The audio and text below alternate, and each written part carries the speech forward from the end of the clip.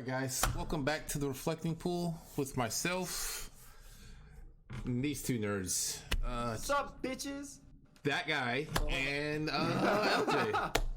We're gonna make a quick video right now to go over Theros Beyond Death, the new set that just came out.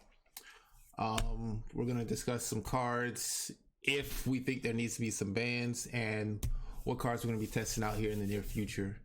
So let's go ahead and tackle the big fish, get this out the way so we have it done. And we're going to start with the non-controversial person of our group, LJ, because we don't want to hear anything this guy has to say. Bro, just give it to me already. So LJ, go ahead and take us. What do you think about Asa's Oracle? The card's fine. The card's really good. Really good. Especially in cEDH, cards is cards gross. A Land Maniac that's one less mana and it technically can trip, and it doesn't care about removal whatsoever. It's really gross. It's a crazy power tree if you think about it. Yeah. That's it's so gross. Like, I'm thinking about, like, how would this, like, if other Hulk powers had something similar to that? Like, what if he, like, Caleb, what if he had a Blood Artist that was also a sack outlet in the same card, like, for one less mana? Like, And itself had persist. Like, and it, like, you know, it just doesn't. This like, is so why. gross, This is why we're not Wizards R&D. Cause and it was black and colorless. This would work. Like, well, let just to compare it to, like, how would a more broken, I mean, Blood Artist. they would just make it a 0/1 and be like, oh, it's fine. It's not gonna be in standard. It's not gonna break any formats. Bullshit. Like, now you got Let's go. Band Flash is a problem. Whoa, There was actually a card printed that was like, there was actually a card printed that was close to it, but its the sacking ability like costs 1 mana. I was like, oh man, if that's sack it, he broke it. But you know, they give us Thassa's Oracle, but they couldn't give us that. You know what I mean? So, yeah. But yeah, so Thassa's Oracle is really good card. The 1/3 body. A lot of people may not think of much, but 1/3 is really good in this format. It blocks a Tibna.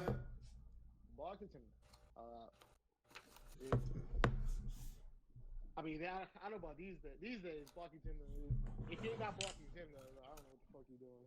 But like, Big facts.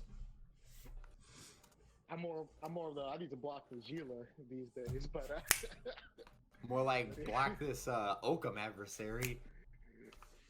you're not blocking Occam everything. But yeah, so Thassa's Oracle is really good card. Yeah. I agree with you completely. I think it's a good card. Now, does it need to be banned? Nah, I don't think that's not the card. That's not the card to ban, but we'll discuss that in a few minutes. We'll go ahead and get Caleb's opinion about this fish out the way. So Caleb, tell us about this fish, man. So I personally think that the card is good. Like, it's really good. I think that the build of the card is fine. Yeah. But there's one thing that just needs to get changed. And the card would be fine. Like, it would be playable in competitive EDH. It would be still playable in standard. Just make it blue and 1. Why the fuck is this card 2 blue? And that's it. Like, that if we're being honest, that is what's breaking this card right now. The fact that I can sit there and play a deck and either go for it at instant speed with the breakfast pile and this card, or I can go sorcery speed, get a spell seeker, this card, and a Sylvan Safekeeper, or a Blood Pet, and win at instant speed. Yeah. Or get Grand Abolisher, Spellseeker, and a sack outlet, and win under protection. And not care about anything. So Mike's so really for gross. people who don't don't understand the implications of one C less, like It's the Wait, equivalent of wait, mental wait. misstep or Gataxian probe. like even that. It's also like the deck already did it. So like even when you Hulk piled, you would get Labman, Spellseeker, and then you would still need like Spellseeker gets console or whatever. You exile your library, and then You still need a something to cantrip. draw a card. Yeah. You still need a cantrip. Now you don't need the cantrip, and now you don't need the Spellseeker because you can just the two dudes already exile your library. Yeah. So now you have one extra TMC, really, and it's just there. They don't need it. Like you don't. They've been talking about where they use the Hulk pile. It's Nomads and Core, Cephalid Illusionist, Thassa's Oracle, and then they'll grab like Judge's Familiar so that they have a sacrifice. Protection. Yeah, for extra protection. It's free. It's free. It's a free It's extra protection. It's a free mana tithe. A stifle effect. Yeah.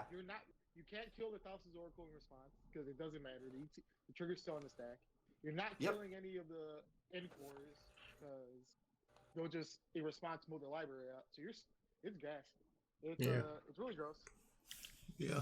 But anyway, it's really gross. that's my opinion without going into more detail because I'm gonna save that for the second half. Oh, and then you could also the other Hulk pile you get is Spellseeker, Thassa's Oracle, and Blood Pet. So now you can cast Demonic Consultation for free because of Blood Pet.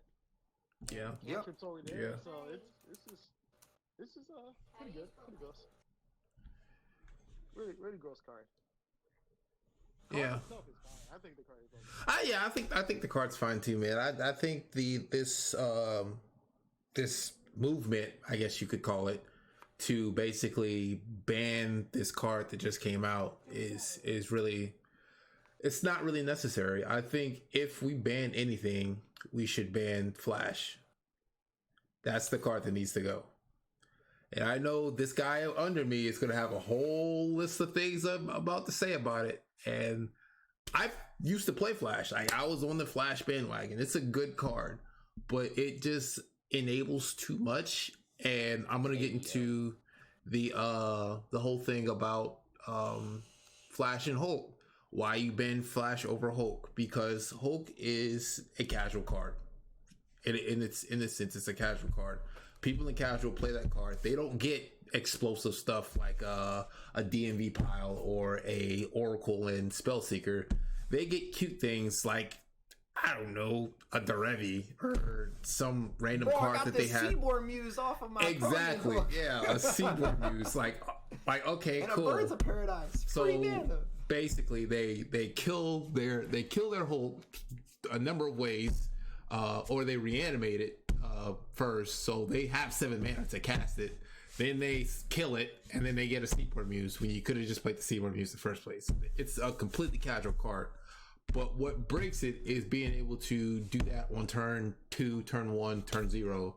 And that's what makes Flash the problem and not Hulk. If you take away either of those, which Flash would be the better of the two, you're going to slow down cEDH meta as a whole, which it'll go from what is currently is a turn 2, turn 3 meta to probably a 3 or 4, or maybe even a 4 or 5 turn meta, which would encourage for more deck building. Different decks can come into the meta and we can see different things play out versus just, hey, everyone play Hulk or play a deck that can keep up with it. But I mean, that's just my opinion on what needs to be banned. I don't know about you guys. Well, I know about this guy, but I don't know about you, Lewis. What you think should be, if anything, should be banned at all? I think we just leave cEDH how it is.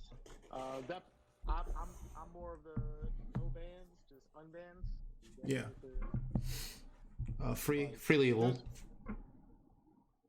Yeah, freely evolved. It's I don't know, it's weird, man. Like I played in a lot of competitive formats, and like, trust me, like maybe it's just like I'm more like numb to like broken cards or something, but like I don't feel I guess I'm not feeling what a lot of people are feeling. Like, Yeah. I do not feel oppressed whatsoever against Flash. Yeah. But Lewis, you play blue, man. I shouldn't have to play blue to be competitive, you know. And unfortunately, I think the problem that we're Shots having fired. in cEDH, I think the problems we're having in cEDH are not Flash. I think there's a deeper problem with cEDH as a whole, and people are just using Flash as a scapegoat to. So let's talk about that. I'm sorry, I'm gonna cut into you real quick. Uh-oh. Here we So go. let's talk about this underlying issue that we're having. 2, 1. It is literally the players. It is literally the players. I could agree with that actually. So it's more than the players. It's more than the players. Because is it though, Lewis? Is it really? So the part that we can fix is the players. There's also a deeper issue with like Wizards R&D and them not making and them not representing all the colors equally, and that's a whole different argument. Mm-hmm. Or it's not a whole different. It's a whole different discussion that we can have later. There's a reason why Veil is somewhere Dockside Extortionist, like make you want to play these other colors. Like I'm telling you, like a 1 mana command, like makes you want to play green. Like it's like people. Oh don't yeah, understand without a doubt. And like Dockside Extortionist is like red ramp that's actually not trash red ramp. Like, you know? Yeah. Yeah. Because Like, red is all about when sacking you're artifacts anyway, so it has synergy.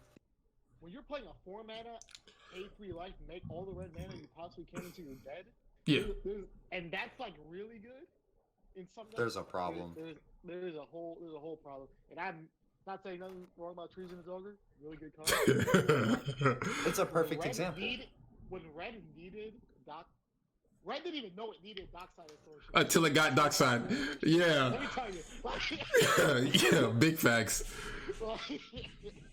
It's beefed up Timur strategies really heavily with the abusal rate of Thrasios with and like Timur Sabertooth, Dockside, and the Baron Wizard, Baron Master, whatever the hell. Yeah. It's great and like I'm glad Red got like, you know what I mean. I'm so happy Red got that because now it gives you a reason to actually play Red because your win con is Red. You know, it's great. You know, Instead of a splash color. Yeah, instead of just a splash color. Now you can like, hey, Bow Smasher was already really good. Now it just gets fucking better. Like, you know what I mean? Like, Yeah, man. It just gets amazing. Like, but so I'm gonna say this one thing, and then I think we can be good with the R&D portion of this argument, and then we can talk about the players. But like, so wait, this is I'm gonna specifically with Dawson's Oracle, how it's a better laboratory media, and how the power creep underrepresents some colors. Yeah. So if you're gonna power creep cards to make them broken, you have to power creep answers. Big facts. If you're gonna make these broken cards, you have to make answers to these broken cards. Also broken. So we also saw Tail's End. Tail's End is a big. Yeah, but like, what if Tail's End was one? Oh my god! You're right. Oh my god! I would play that card. So obviously, right? It's a better. So there's no reason to cycle anymore, right? Yeah. Because why the fuck would you do that? Well, but you still play Trick Bind. You still play Trick Bind because it's uncountable. What if Tail's End was white? Like you, now we're doing that, right? Now it's like It's a little strong. If it was black, yes, because. Right? But that's how bad white is. Like, what if white had Veil of Summer? What if Veil of Summer was white? I mean, I can see. No, I can see that. Playable, right? Yeah. But that's how bad white is, right? That's how bad white is. Like, if you put all these cards and made them red or white, now we have to think. Now you're thinking really hard. Obviously. Well, green, so black, people. blue, oh, yeah, right? People do that stuff for whenever they're looking to splash colors like white. They start looking at cards. Well, I can play silence. Now I can start. I can splash white for Dovin's Veto. I can splash white for Swords to Plowshares, which is just a better. It's a better abrupt decay or assassin's. But now you have decks like Sacred Hulk that said, "Hey, I'm not gonna play a white card in my deck." Because they don't need it. And that's the issue, right? There is literally no downside to just not having a white card in your deck. Like, Playing a 4-color deck and not playing white. Yeah. Like that, hey, I'm just not gonna, my one white card is taking that. I'm like, Yeah. And that's kind of the problem here. Like, I'm not gonna go more into it, but that's really the problem. Like, the answers to a lot of the power creep needs to be, I think for like the next year or so, they should just power creep red and white. Like, just hard. Just like, and watch how badly a lot of these cards might not just get played.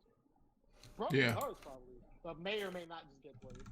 So, alright, so I feel like that's... Because now we're talking about, why you have to play blue in cEDH to even be relevant, and that's just because blue is the best color for interaction, because counterspell gets everything.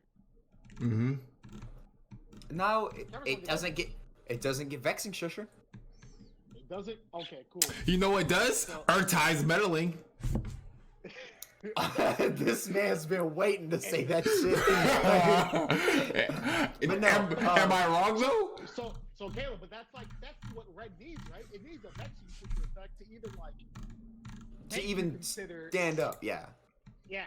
So but it's not about it has nothing to do. Okay, so I'll give you this.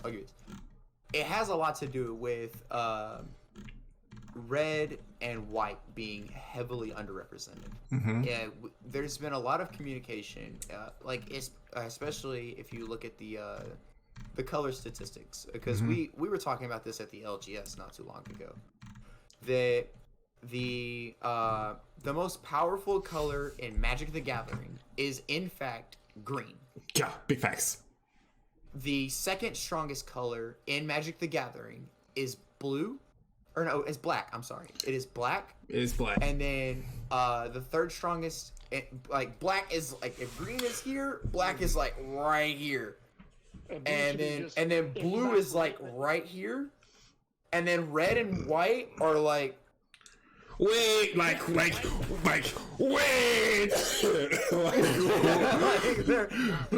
My arms don't reach long enough. Exactly. And then red to white is like right here. Red's right here, and then white's like right here. White is useless. We in cEDH we literally just use white for combo pieces and Swords to Plowshares. Basically. and silence, and that's it. Okay. So yeah, white has that niche protection card. So yeah, I'll give you that. Yeah. That's him. So I feel you there. There needs to be some representation in red and white to beef it up. Especially the top end, man. Like it's just like there is no reason why. All right. Well, so follow me. So follow me. A lot of it though, and this is really where it lies. This is about 70% of the problem. The color representation being probably the 25%, and then the other 5% being just random BS that is like RNG and blah blah blah blah. But the 70% of the problem is the players. Turn 1 and 2. That's where the turn 1 and 2. The 5% is like they can't win turn 1 and 2. Look, that barely. All right. And if they cool. have it, cool. They got it, bro. Good shit, bro. Scoop it up. Get the next game. Yeah. RNG's on but cool. the 70% is the players. So like you said, turns 1 and 2, where most of the time, I'm jamming my Mana Dork, or I'm jamming this turn 1 Sylvan Library. We got to get our feet on the ground, and we got to tempo people. That's generally what turn 1 and turn 2 do. But people have long since forgotten that when you first start getting into cEDH, people start telling you, hey, the rules of the name of the game is before turn 4, you have to have an answer to stop people from winning the game by either counterspell, locking the board down, or tempoing your opponent by countering a tutor or something of that nature, blowing up mana dorks, something like that, or you need to be presenting a win condition. And it's, I mean, I can give you that here recently. It's been more arguably before turn 3, turn 4 and 5. You need to be representing that win condition, and turn 6 and 7, you need to be representing that win condition with backup, and you should not be stopped. Yeah. That's if you get to turn 6 or 7. Yeah, if it even gets there, because by then, if you've been stopped twice, someone else should be winning that game. Yeah. Any games that go past 6 or 7, the board has either been presented with a win condition that has won the game, or the board is locked down enough to the control player or the long range player like Bloodpod, Derevi, Apis Thief, Derevi, stuff like that, locks the game down, and the game is now unplayable. Yeah. So, and people have forgotten about this. This is an essential part of the game that needs to be known. Well, Caleb, let's hold that for another time when we do our threat assessment video, which coming soon. We're gonna hold that to the next time because we're almost about 22 minutes into this, and I want to make sure we go on this for hours. We can. I can. Yes, I know we can. I want to see if you guys got any other cards from the set that you're interested in testing out. Euro, maybe this Underworld Breach that I'm hearing about. It's a pretty good card. Yes. Shit has me hyped. Yeah, I'm playing that card. I mean, I don't know how you guys feel about it, but we're gonna. That's another card I talked about. Underworld Breach is like, I'm so glad they made it red. Imagine they made that shit in black. Bro.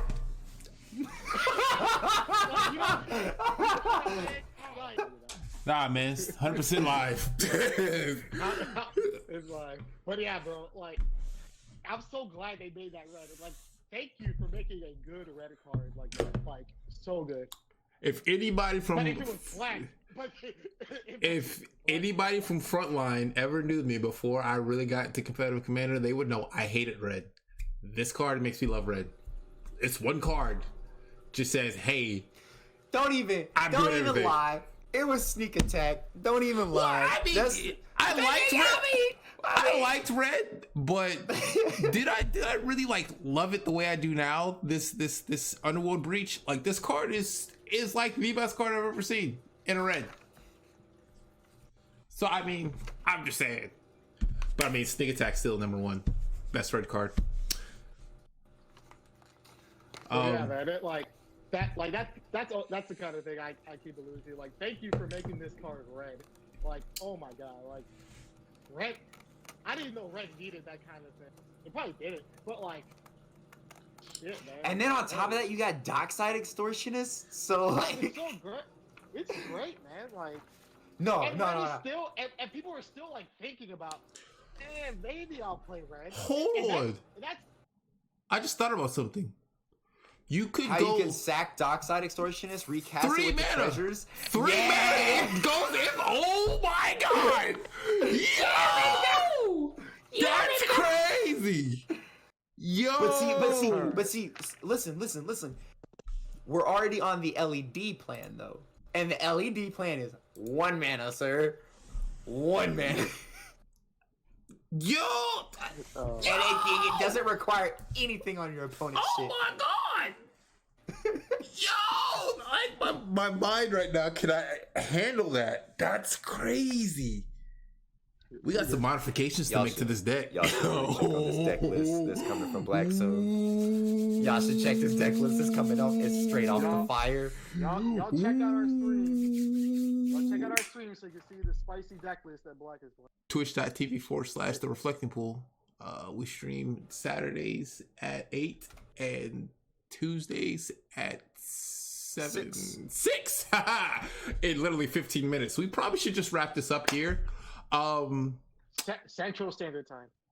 Oh yeah, I'm an hour ahead. My bad. Yeah. But an hour and 15 minutes, so she probably should wrap this up here. Probably should just go ahead and wrap this up. Anyways, again, thank you for joining the Reflecting Pool. We're always here for you. I already dropped the Twitch link. You should subscribe to our Patreon. While you're here, leave a like, drop a comment, tell us what you want to see played from this new set. Anything you want to see banned. That way we can get a consensus and tell Mr. Minery that we need to go ahead and ban this Flash, since we all got to be on the same page. Yeah. Anything else, guys? I'm good, man. Commit Senpoku. And no. Anyways, so we got all that. And once Love you again, guys. we do love you. And thank you for joining the Reflecting Pool.